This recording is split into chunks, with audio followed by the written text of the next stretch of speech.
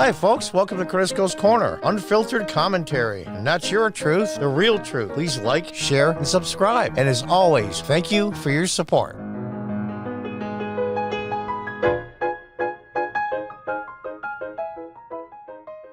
Hi, folks. Welcome back.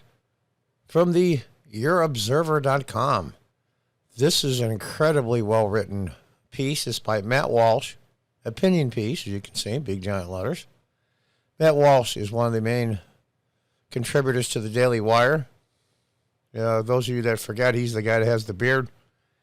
A little soft-spoken, but very determined in what he believes and thinks. And this is a great piece. Great piece. I want to say I am a subscriber and member of the Daily Wire. This is not a promotional piece. I don't get a dime from it, but it's worth checking out. Even if you're not a member, go to dailywire.com. The Daily Wire broke the story concerning the individual in Loudoun County and the young girl and what happened to her and the father. So they're starting to do the work that the mainstream media used to do, and my hat's off to them. So let's take a look. Starts off with what we are living in the U.S. isn't a new tragedy. It has occurred throughout history, the results always being the same: misery, destruction, slavery, and in the end, the socialist utopia never works. That's right. That's right. There's pictures of Chairman Mao on college campuses. How many hundreds of millions of people died under him? Stalin.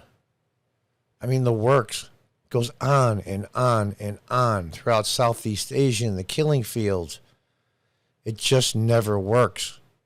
Surely this is just a bad dream. The daily onslaught of national deterioration at the hands of the Joe Biden administration, only that were true. But it is real, and this is no exaggeration. We are all participants, unwilling and willing, in the disintegration of the greatest democratic republic in the history of the world. That is true. They don't want to say it or admit it, but it is true. Disintegration of the greatest democratic republic in the history of the world. That statement is very short and sweet, and it's one of the most powerful statements I've ever seen. Just look at these four charts. There's charts down below you'll see in a few minutes. The message is resounding. Our federal government is a disaster, and the people running it are ruining the nation we love. What's more, how can anyone refute that we're in the midst of a second civil war? This time it is not a war between the states. It is a war of beliefs. I'm not going to have a ground war like 1860. Between delusional socialists who want complete power over our lives and ordinary Americans who want liberty, who want to be left alone to live in peace and work and raise their families, and who believe, as Jefferson stated, in the separate and equal station to which the laws of nature and of nature's God entitle them. See, that's the difference. Conservative people believe in natural law. God gave men, women, humans inalienable rights. They did not come from government. They're automatically given just being human, period. And they cannot be taken away. For those of you that don't believe in God, call it natural law. That all men are created equal, and they are endowed by their Creator with certain unalienable rights. Those that among these are life, liberty, and the pursuit of happiness. Now, that's the goal. And we've fallen short many times. But every decade, every 20 years, every half century, every generation, we get closer and closer to that. We've come a long, long, long way. Even Barack Obama said, not too many years ago, I believe when he's running for president the first time or just before, that when it comes to civil rights, when it comes to race, we are 90% there. And we can thank the people before us. I believe they call them the Moses generation for getting us to the 90%. We only have that little 10% to go. We've come a long ways. And look what he says now.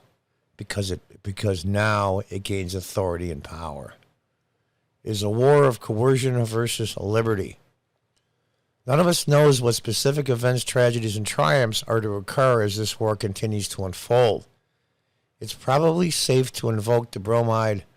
Things are going to get worse before they get better. I agree. And even though many harbor fear of the unknown and believe that nothing like this has ever occurred before, we can say with certainty that history contains the outcome of this war.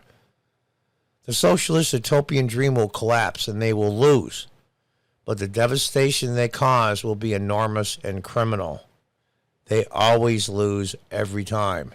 He's going to give an example of the Roman Empire, but we can go on and on. I gave you a few earlier. It's always failed. And not failed as, okay, we tried, it didn't work, we'll go back. It's failed miserably and caused hundreds of millions of people to die, billions of lives destroyed, things that can never be replaced in infrastructure and just society in general, all destroyed. The moral fabric of the country and the world destroyed every single time. Their ignorance is maddening. That's a hell of a statement. It is maddening.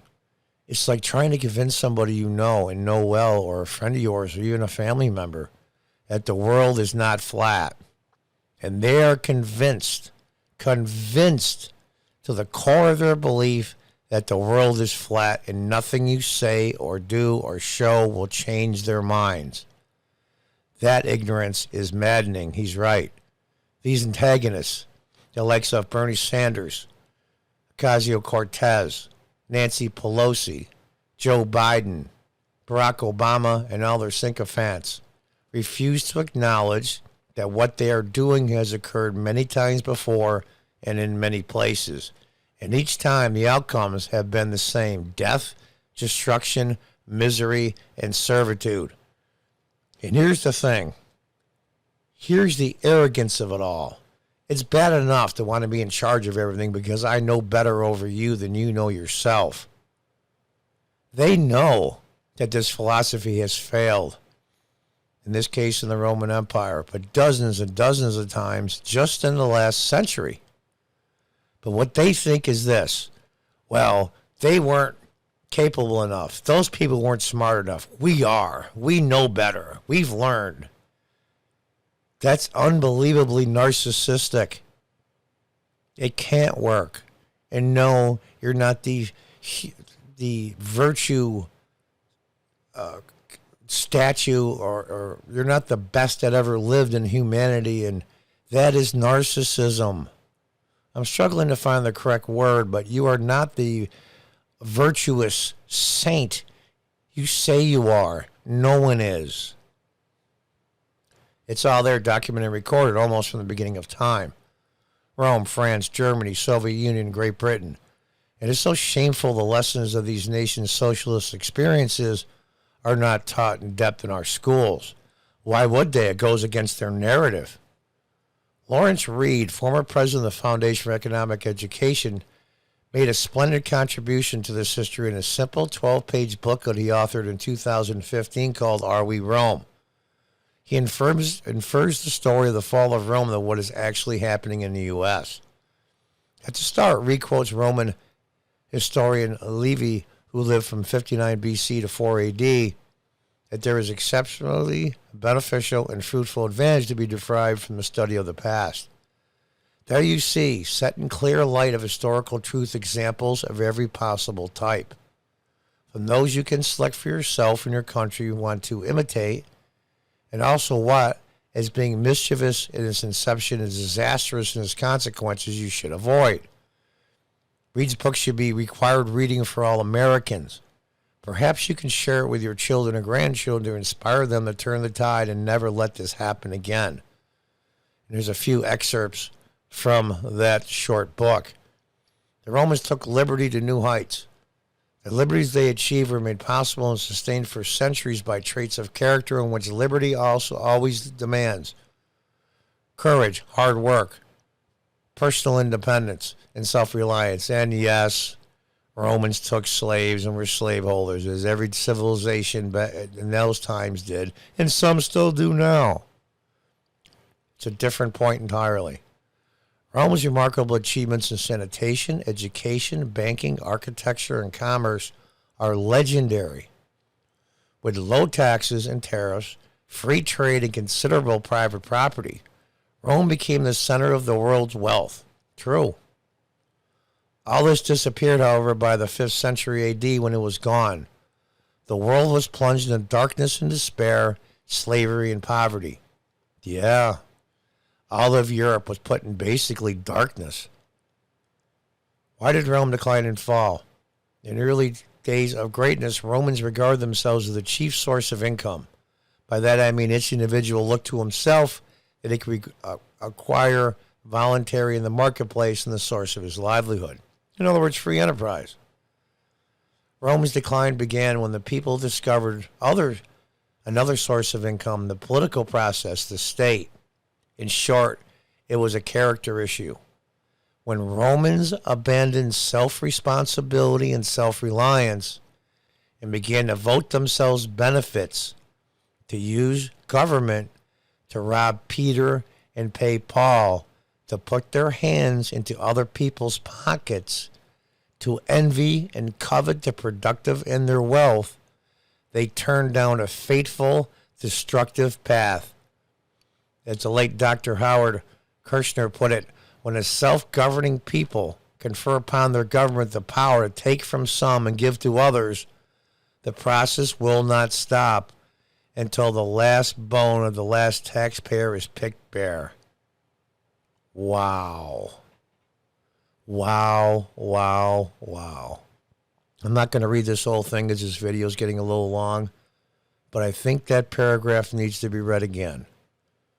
When Romans abandoned self-responsibility and self-reliance and began to vote themselves benefits, to use government to rob Peter and pay Paul, to put their hands into other people's pockets, to envy and covet the productive in their wealth, they turned down a fateful, destructive path.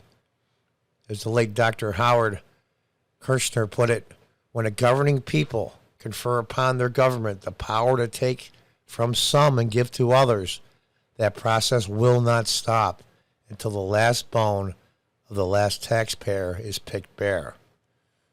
Now, I'm not going to read this all. Like I said, how prices skyrocketed in Rome, savings vanished, businessmen were vilified, even as government continued its spendthrift ways.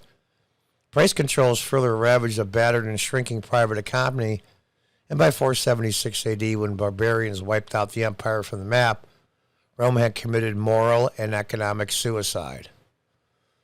Amazing stuff. Absolutely amazing stuff. And we are seeing signs of the resistance to the fall of the American empire. Moms at school board meetings, pilots refusing a vaccination mandate. It will take much, much more. Silence, we all know, will not stop it. And I'll show you some graphs here. So let's go back to the beginning of the article. What we are living in the U.S. isn't a new tragedy. It has occurred throughout history. The results always the same. Misery, destruction, slavery, and in the end, the socialist utopia never works. Folks, we are on the edge. We are always one generation away from losing it all. And I'm talking about our liberty and our Constitution in this country, this republic. The greatest and most powerful, kindest and most benevolent country that ever existed on the face of the earth. Sure, we have our problems. We are not perfect. But we are head and shoulders above anything else in the world for almost the last 250 years. Until next time, goodbye and good luck.